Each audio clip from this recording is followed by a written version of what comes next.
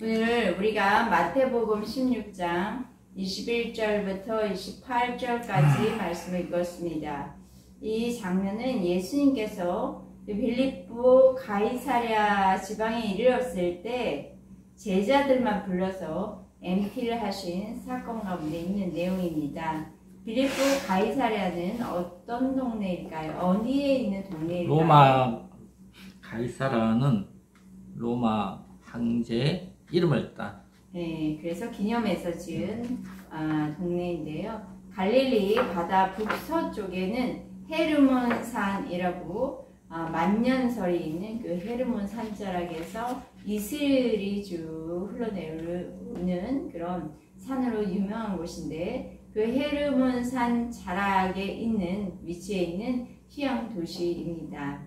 예수님은 이때 제자들만 불러서 MT를 하시는데 두 가지 질문을 하셔요. 사람들이 나를 누구라고 하느냐? 너희는 나를 누구라 하느냐? 이렇게 물어보십니다.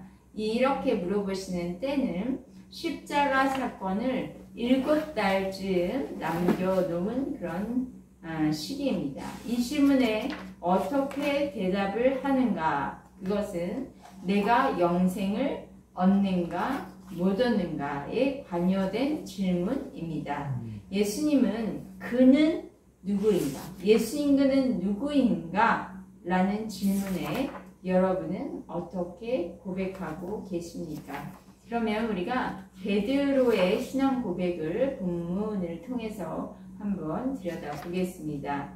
마태복음 16장 16절 읽어볼까요?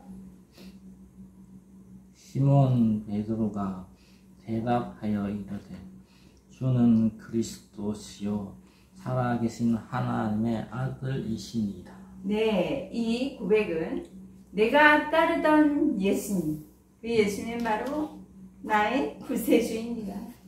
예수님은요, 살아계신 하나님이세요 라는 고백이에요. 여러분들 그렇게 고백하고 계십니까? 아멘. 예수님은 여러분을 살리시는 생명이십니까? 아멘. 예수님은 단지 좋은 교훈 주시고 마음에 평강 주시는 분 정도로 그렇게 여기지 않으시는지요? 예수님은 하늘과 땅의 온 우주 만물을 지으신 창조주 하나님이십니다. 지금도 그분은 살아계십니다. 어제나 오늘이나 영원토록 동일하신 그 예수님 안에 여러분이 살아계시고 여러분 안에 예수님이 살아있는 그것을 경험하고 계십니까?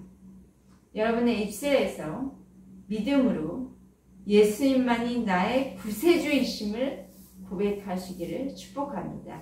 아마 다들 그렇게 이미 고백하시고 그 믿음으로 살고 계심을 믿습니다. 오늘 말씀은 죽어야. 따라해볼까요? 죽어야 부활이 있다 라는 말씀을 주제로 삼아서 함께 나누기를 원합니다. 십자가의 죽음을 통과해야 부활이 있다는 것입니다. 오늘 시대를 살아가는 저와 여러분에게도 예수님은 동일하게 말씀하십니다. 목숨을 잃으면 찾으리라. 따라해볼까요? 목숨을 잃으면 찾으리라. 뭐라고요? 목숨을 잃으면 찾으리라. 네, 이 저와 여러분에게 이 말씀이 적용되면서 목숨을 잃으면 찾으리라. 네, 생명을 누리시는 하나님의 축복을 기대하시기 바랍니다. 주님은 양으로 생명을 얻되 더 풍성히 얻게 하려 하시며 오늘 생명 누리시면 내일은 더 풍성한 생명 누리실 것입니다. 빌립보 가이사랴에서 베드로의 신앙 고백은 아까 뭐라고 했죠? 베드로의 신앙 고백 다시 한번 이야기해 볼까요? 16절 시몬 베드로가 대답하여 이르되 주는 그리스도요 살아계신 하나님의 아들이십니다. 네, 그 고백을 들으신 예수님은 베드로를 칭찬하십니다. 17절 예수께서 대답하여 이르시되 바요나 시몬아 내가 복이 있구나. 이를 내게 알게 하니는 혈육이 아니요 하늘에 계신 내 아버지 신이라. 18, 19절 한번 읽어볼까요?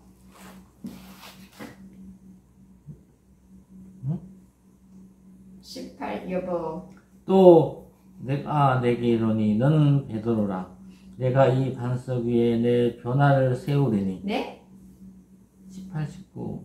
또 반석 위에 뭘 세우세요? 내 교회를 세우리니. 네. 음부의 권세가 이기지 못하리니. 내가 천국 열쇠를 내게 주리니. 내가 땅에서 무엇이든지 매면 하늘에서도 매일 것이요 내가 땅에서 무엇이든지 풀면 하늘에서도 풀리리라 하시고. 네. 18절에 내 교회를 세우겠다. 19절에 천국 열쇠를 너에게 주겠다. 베드로는 예수님의 말씀을 듣고 예수님께서 자신을 인정해 주시고 칭찬해 주시니 그냥 기분이 업되었을 거예요. 천국의 말씀 가운데 천국 열쇠를 주시고 너의 고백 위에 하나님의 교회를 세우시겠다니 얼마나 놀랐을까? 우리도 이 예언의 말씀을 들으면 흥분되고 기대될 때가 있지요. 그런데 베드로의 신앙 고백 들으시고 칭찬하신 예수님은 얼마 지나지 않아서 너무 놀라운 말씀을 하는데 그게 바로 무엇이냐면요. 예수님이 예루살렘에 올라가서 고난받고 죽으시고 부활하실 거라는 말씀입니다. 21절 한번 읽어볼까요? 시작.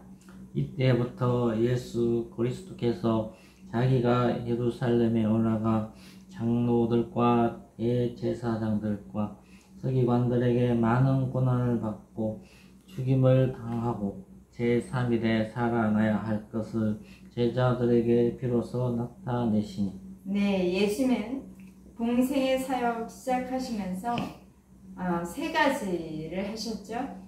전파하시고 가르치시고 치유하시는 그런 기적을 행하셨습니다. 예수의 공생의 사역을 통해서 많은 사람들이 고침을 받고 은혜를 받아서 킹덤 하나님 나라의 왕국 하나님 나라에 대한 믿음을 갖게 되었습니다. 그런데 예수님은 공생을 시작하는 그때 곧바로 예수님의 죽음과 부활에 대해서 말씀하지 않으셨어요. 왜냐하면 공생을 시작하면서부터 이 죽으심, 부활에 대한 이야기를 했다면 제자들은 아마도 더 이상 예수님의 말씀에 관심 기울이지 않았고요. 예수님을 어느 틈엔가 떠났을지도 모릅니다. 그러나 이제 예수님의 마지막 사역의 때, 바로 예루살렘에서 예수님이 해야 할 일, 그것이 바로 예수님의 사역의 초점이었거든요.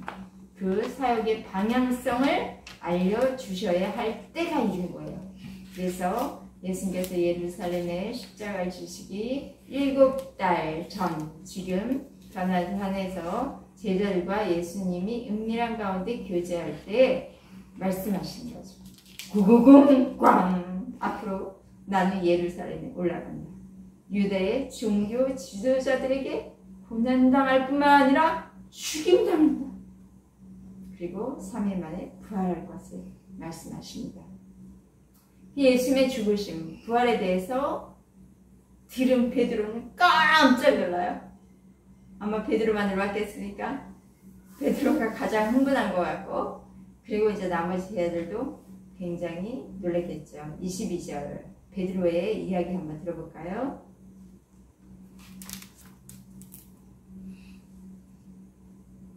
베드로가 예수를 붙들고 항변하여 이르되 주여 그리 마옵소서 이 일이 결코 주께 미치지 아니하리이다. 네, 항변 붙들고 예수를 붙들고 항변하는데요. 이렇게 옷자락에 붙들고 항변이란 꾸짖다, 비난하다. 라는 뜻입니다. 뭐라고 비난하고 책망까지 하는 거예요, 베드로. 예수님, 너무 어이가 없네요. 요즘 말로 하자면 말도 안 되는 그런 소리를 하시니까 그런 일을 하면 절대 안 된다고요. 라는 거예요. 주여 그리 마옵소서. 이렇게 성경에 표현되어 있는데 두 가지 해석이 가능합니다. 첫째, 주여 이 일은 당신에게 절대 일어나지 않을 거예요. 왜냐하면 하나님이 자비를 베풀어 주시기 때문이에요. 둘째, 그 일은 당신과는 전혀 상관없습니다. 하나님이 스탑! 금하실 것입니다. 라고 이렇게 두 가지 해석할 수 있습니다.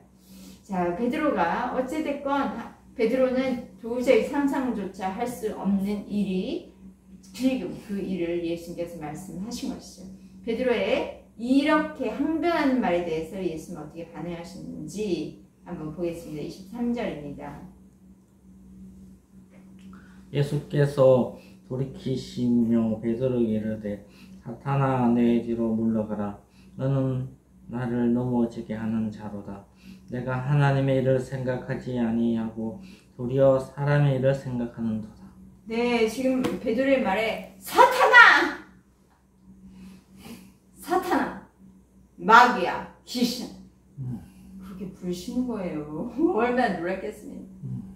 또 하나, 하나님의 일과 사람의 일을 생각하다. 자, 그러면 베드로의 생각에 대해서 책망하시는 예수님. 예수님은 이런 거예요. 이렇게 반응하신 이유가 인간적으로 그 예수님이 죽으신다는 말들은 그 베드로의 그 인간적인 생각에 대해서 말씀하신 거예요. 이 베드로의 이 생각은 좀 천연적인 인간 그대로의 모습, 어린아이와 같은 그런 모습이었겠죠. 그런 마음으로 지금 반응한 것입니다. 베드로, 예수님이 그런데 그거 베드로의 말에 베드로, 너의 그런 말과 행동은 나를 십자가를 지고 주님 하나님의 방향에 맞추어 가는 나를 넘어지게 하는 거야. 너의 생각은 지금 사탄에게 속은 생각이야. 놀랍지 않습니까? 생각해보세요. 베드로가 한 말과 행동은 어떻게 보면 예수님을 따른 제자로서 당연한 말 아니겠어요? 선생님이 지금 그 스승 바짝 붙어서 따라다니던 스승 선생님이 고난받으시고 십자가에서 찢기시고 죽으신다니. 그래요? 예수님 가실 길은 그 길이지. 그래요, 잘 가세요 라고 할 수 있는 제자가 누가 있겠습니까? 그렇게 말을 만약에 한다면 제자답지 않은 제자입니다. 그런데 예수님은 이렇게 예수님을 정말 그 마음 같은 사랑하는 마음으로 한 말인데 베드로에게 사단! 내 뒤로 물러가! 그렇게 꾸짖으십니다. 지금 결국 베드로가 한 말은 결과적으로 사단에게 쓰임을 지금 받고 있는 것이죠. 그처럼 사단은 그럴듯한 어떤 인간적인 합리화된 그런 생각과 마음을 틈타고 또 어떻게 보면 정의라는 것, 인간의 정의라는 것을 틈타고 들어와서 하나님의 길을 가는 자들을 넘어뜨리려고 하는 것입니다. 그거는 베드로가 아예 하나님의 길을 가는 이 예수를 넘어뜨려야겠다라는 고의적인 악함은 아닌데 그 인간적인 정이 먼저 하나님의 생각보다 앞서면 그것이 사단이 넘어뜨리는 도구로 사용되어진다는 것입니다. 그러니까 우리는 두루 돌아다니며 삼킬자를 찾는 그 마귀에 대해서 깨어 있어야 되는 것이죠. 우리는 그렇습니다. 내 편에서 생각하는 것이 내가 생각하는 건 내 의로 내 중심으로 생각하는 것이 하나님의 일을 생각한다고 그렇게 주로 여기면서 삽니다. 주로 사역자들이 그러죠. 예수님은 하나님의 일을 생각하는 것과 우리가 우리의 일을 생각하는 것을 정확히 분리시켜 주십니다. 그처럼 우리가 성령 앞에 성령님을 의지해서 기도할 때 우리의 생각을 하나님의 일인지 사람의 일인지 분별해서 생각할 수 있는 영적 분별력을 주신 거죠. 우리가 지금 하는 모든 생각들 주님 기도하세요. 주님, 우리가 하는 모든 생각들이 빛 가운데 하나님의 빛 가운데에 드러나게 될지어다. 어둠은 분리되고 떠나갈지어다. 그리고 혼돈된 생각, 혼돈된 여러 가지 분주한 생각들, 빛과 어둠을 분리돼서 어둠은 떠나갈지어다. 빛으로 임하소서. 그리고 우리의 흑암, 어둠의 세력들을 우리를 붙잡고 하나님의 빛 가운데로 걸어가신 그 일을 해방하는, 그것을 함께 따라가는 나를 못 가게 막는 모든 어둠의 세력들은 예수의 이름으로 떠나갈지어다. 그렇게 기도하시기 바랍니다. 우리의 말로 사탄에게 문을 내어준 일이 있었다면 주님의 보혈로 덮으세요. 그리고 그 대적에게 열어준 문을 닫으시기 바랍니다. 우리에게 있어서 제일 중요한 것은 내가 하려는 일, 우리들이 하려는 일, 그것이 하나님의 일, 하나님의 나라와 대부분 다 어떻게 돼요? 마찰을 일으켜요. 마찰을 일으키기 때문에 우리는 계속 나의 인식, 혼의 인식은 우리들이 하려는 일이 하나님의 말씀, 하나님의 나라와 일치합니다. 깨어서 분별하시기 바랍니다. 우리의 생각과 말이 하나님의 말씀과 하나님 나라 일에 일치하는가를 분별해서 깨어 계세요.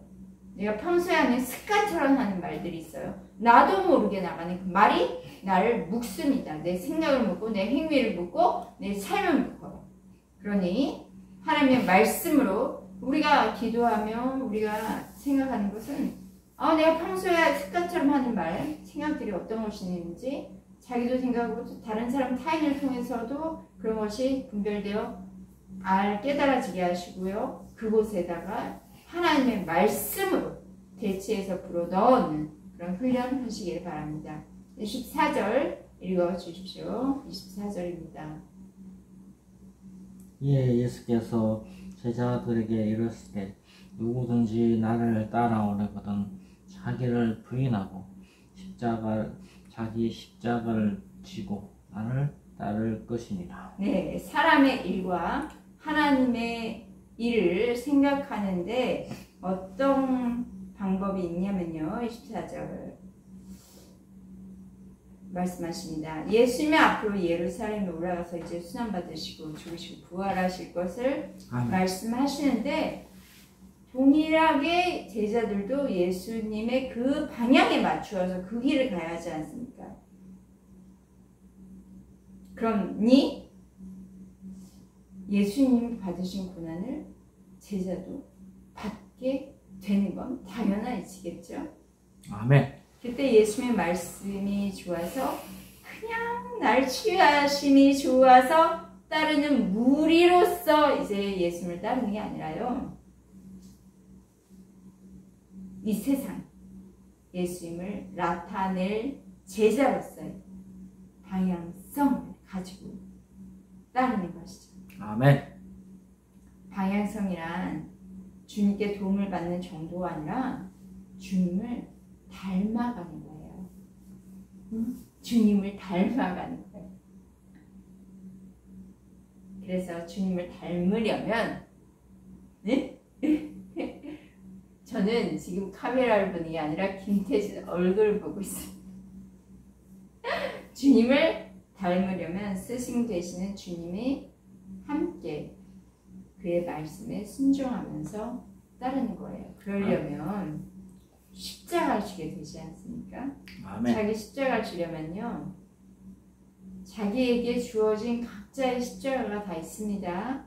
그것을 지려면 어떻게 합니까? 자기를 부인해야 하는 거예요. 자기 부인한다는 게 뭐예요? 자기를 부인하는 게 뭐 하는 거죠? 해보신 적 있으십니까? 뜻이 맞지 않을 때 deny. 네, deny. 그것은요, 나를 십자가에다 붙이는 건데요. 나를 십자가에 붙이려면 자기 생각, 자기 관념, 말씀과 일치하는 것들, 성령을 근심케 하는 것들을 십자가에서 전부 죽여야 됩니다. 부인, deny, 자기 옛 생각, 과거의 경험, 전부 죽이는 것입니다. 십자가에 내어 던지는 것입니다. 그래서 자기의 중심적인 말과 생각과 행동으로는 예수님을 나의 삶을 통해 온전히 나타낼 수가 없음을 아시기 바랍니다. 주의 능력은 나타나지 않습니다. 물론 자기가 가지고 있는 어떤 기술적인 능력은 좀 나타나겠죠? 그러나 주님이 나타나지 않으십니다. 나를 부인하고 내 생각과 내 방법을 부인하시고 내 영몸에 내 이거잖아요. 생각, 내 뇌를 십자가에 다 보내세요. 그러면 내 안에 계신 성령님께서 활동하시는 거죠. 더 살아서 더 움직이면서 능력으로 행하십니다. 나의 모든 삶을 주의 성령이 확 사로잡으셔서 주님의 뜻 가운데로 이끌어 가십니다. 15절 읽어주십시오. 누구든지 제 목숨을 구원하고자 하면 잃을 것이요 누구든지 나를 위하여 제 목숨을 잃으면 찾으리라. 네, 이 말씀은요 역설적인 법칙이 있지 않습니까? 아니 뭐야? 죽으면 산다고? 자, 이게 바로 역설적 진리라고 해요. 자기 목숨을 구원하면 잃을 것이다. 그런데 나를 위해 자기 목숨을 잃으면 다시 찾으리라. 자기 목숨처럼 여기는 것들 지금 생각해보세요. 얼마나 많아. 이건 머리 위에 두고 그냥 자기 그냥 가지려고 힘쓰고 애써 뭐 있지 않습니까? 그게 마치 버리면 내 목숨은 죽을 것 같은 거. 그래서 그거 이고 살다가 거기에 짓눌려가지고 오히려 거기에 다스림을 받는 거예요. 그때는 내가 누구인가의 정체성을 잃어버리는 거죠. 그러다가 실용적으로는 자살도 하는 것입니다. 그런데 내 목숨처럼 여기는 것들 머리에서 다 끌어내려서 하나님의 자녀가 된 내 발 아래 두고 마치 하나님처럼 다스리고 정복하면 그렇게 살아갈 때 여유가 있고 또 베풀 자들이 눈에 보이고 그들에게 나누어 주는 삶을 살게 되는 것입니다. 이것도 다 내 생각으로 하는 거 아니에요. 성령님께 물어야 되고 베풀어라 나누어라 한다고 인간적인 정이 앞서가지고 이거 불쌍하니까 좀 줘야지 이런 것이 아니라 성령님께 성령님 이 물질이 가는 거 맞나요? 이거 성령님 원하시는가요? 아니면 스탑해야 하는 건가요? 이것을 성령이 주시는 음성대로 따르시기 바랍니다. 그러면 하나님께서 더 필요의 만큼 풍성하게 채우심을 경험합니다. 예수는 어떤 문제 속에서 일단 내가 죽는 것을 각오하면 주가 주시는 생명을 충만히 얻게 한다고 말씀하십니다. 그렇습니다. 우리가 주님을 위해서 내게 속한 모든 것이 주님의 것입니다. 고백하고 내어드리면 주님의 풍성함으로 더 해주십니다. 주님을 위해서 목숨까지도 죽으면 죽으리라. 목숨까지도 강호하면 나는 까무러치고 죽은 자가 되었는데 하나님의 생명으로 역사하시는 것입니다. 자, 이것은요 이론으로요, 머릿속에 지식으로요, 절대 이해할 수가 없습니다. 순종해 보셔야 하고, 성령의 음성에 내가 이거 이렇게 하면 죽을 거 아니야? 순종해 보시면 하나님의 채우심을 역설적으로 경험하게 되어지고, 그러면 이 죽으면 살리라 하시는 역설적 진리가 바로 내 것이 되어진 것이에요. 26절 읽어보겠습니다. 사람이 만일 온 천하를 얻고도 제 목숨을 잃으면 무엇이 유익하리요? 사람이 무엇을 주고 제 목숨과 바꾸겠나요? 네, 유익! 무엇이 너에게 유익하겠느냐? 이 말씀이에요. 자, 우리 목숨은 내 거예요. 우리 죽을 때 내 목숨 내가 가지고 가지 않죠. 모든 것을 하나님께 내어드릴 때 하나님께서 가져가신 생사화복의 주관자는 하나님이십니다. 그렇기 때문에 내 생각대로 살면서 내가 소유한 것으로 더 내 목숨이 연장되어지고 잘 살 거라고 생각하시면 오산입니다.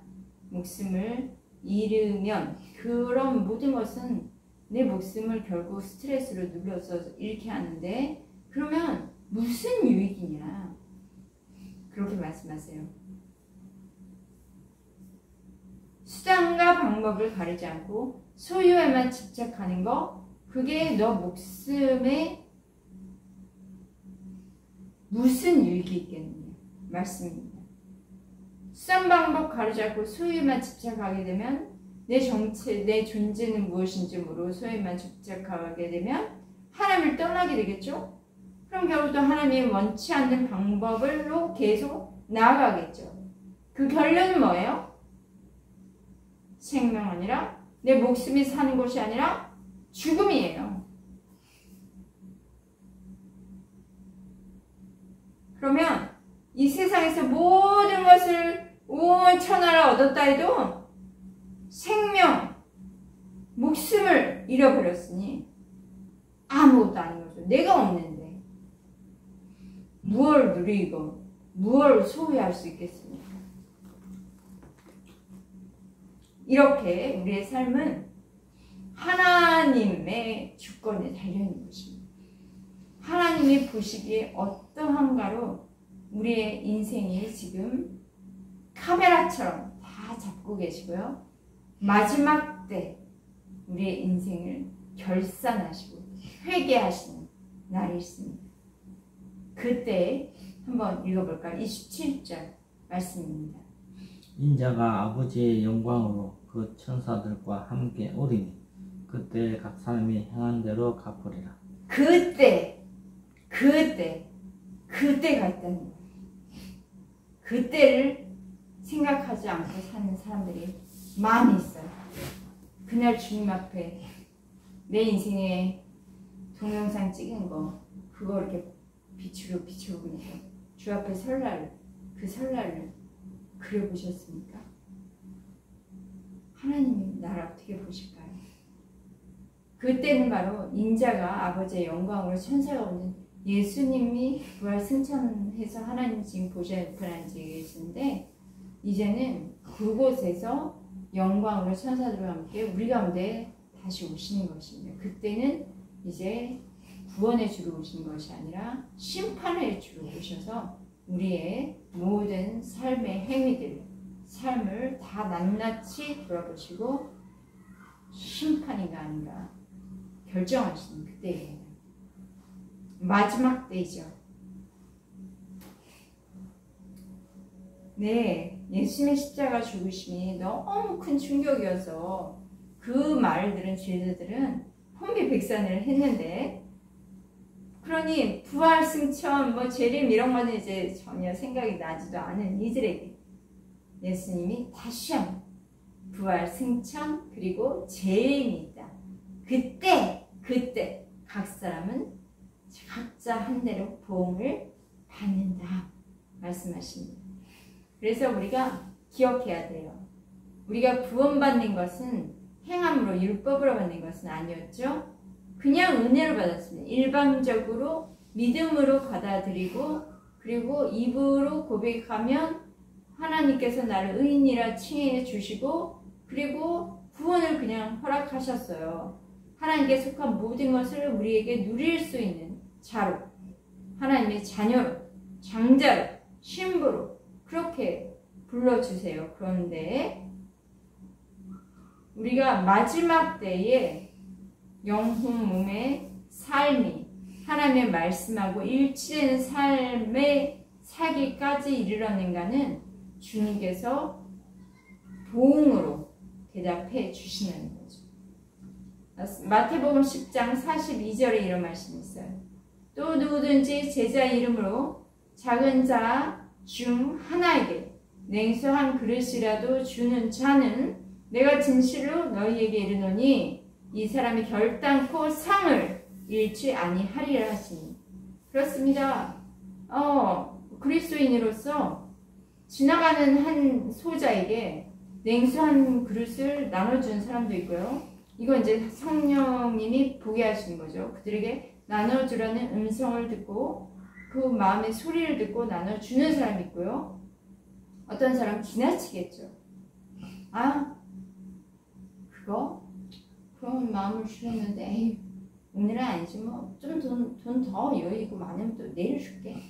이런 마음으로 지나가는 사람이 있어요. 그러면 주님은 누구를 보시는가? 누구에게 상을 주기로 하시는가? 네, 결단코 상을 잃지 아니한다. 소자에게 하나님의 음성에 순종해서 물을 주는 자의 하나님은 그것은 어떻게 보면 내가 지금 배가 고파서 나 밥 먹어야 되는데 그 밥값을 줄여가지고 소자에게 나눠 주었습니다. 그러면 어떻게 보면 내 목숨을 마치 잃는 것 같은 거예요. 나 잘 먹고 지금 풍성해야 되는, 잘 먹고 잘 누려야 돼. 그런데 그때 심는 거죠. 그 소자에게 심는 게 아니라 어떻게 보면 소자가 아닌 하나님께 심는 겁니다. 그러면 하나님께서는 그것을 보고 계시고 반드시 상으로 보응해 주시겠다고 말씀하십니다. 그렇습니다. 이 다시 오실 예수님 앞에 우리는 모두 서게 됩니다. 그리고 우리가 땅에서 행한 대로 하늘에서 상급을 주십니다. 물론 지금 어떤 삶의 순간순간에 그 상이 내려오기도 하는데요. 그런데 정말 중요한 것은 하나님께서 우리의 영혼 몸의 마지막 때 주님 다시 오신 재림의 때에 그 상급을 넘치도록 부어주시고 우리는 상상할 수 없는, 내가 기대하지 못한 상상할 수 없는 그 상급을 우리에게 주신 것이죠. 우리 여기에 있는 내본교회 성도님들 모두가 주님 앞에 섰을 때에 하나님이 주시는 그 어마무시한 상급을 받는 자들이 되었음을 축복합니다. 18절 읽어주십시오. 진실로 너에게 이르노니 여기 서 있는 사람 중에 죽기 전에 인자가 그 왕권을 가지고 오는 것을 볼 자들도 있느니라. 네, 이 말씀을 보면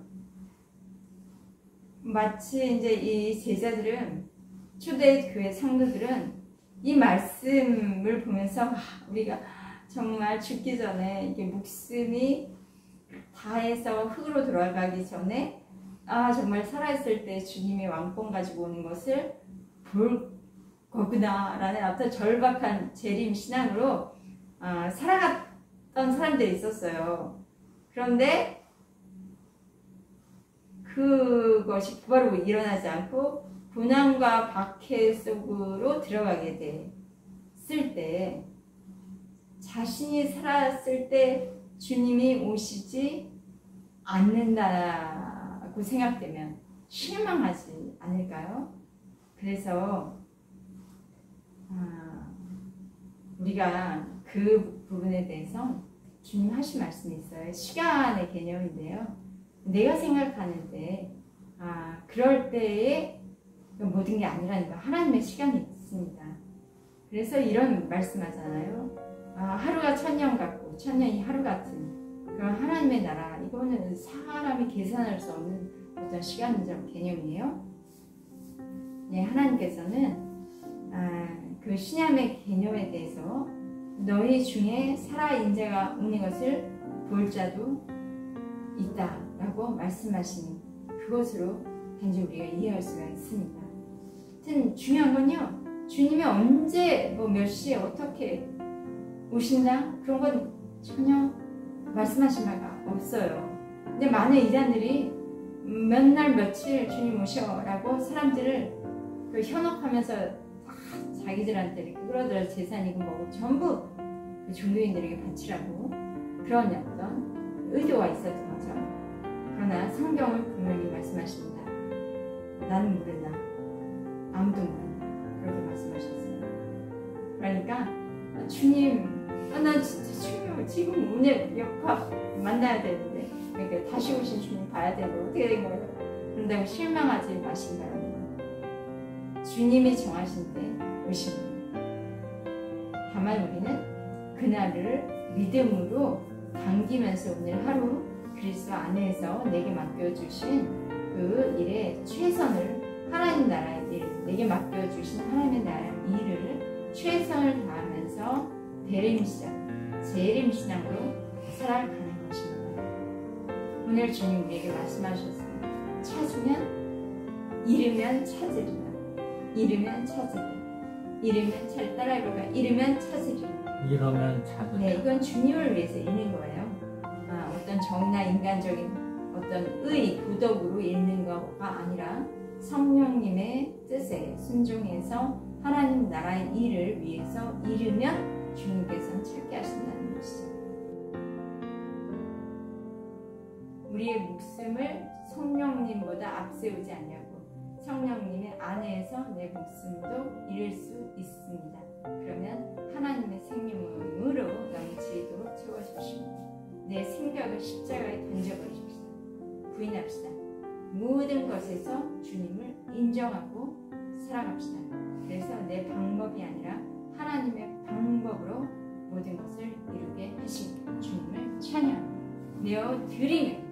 내어드리면 주와 복음을 위해서 내어드리면 풍성해지는 삶 속에서 우리의 경험의 간증들이 더 넘치도록 일어나게 하실 주님을 찬양합니다. 그런 예봉교회 모든 성도가 되었음을 축복합니다. 할렐루야.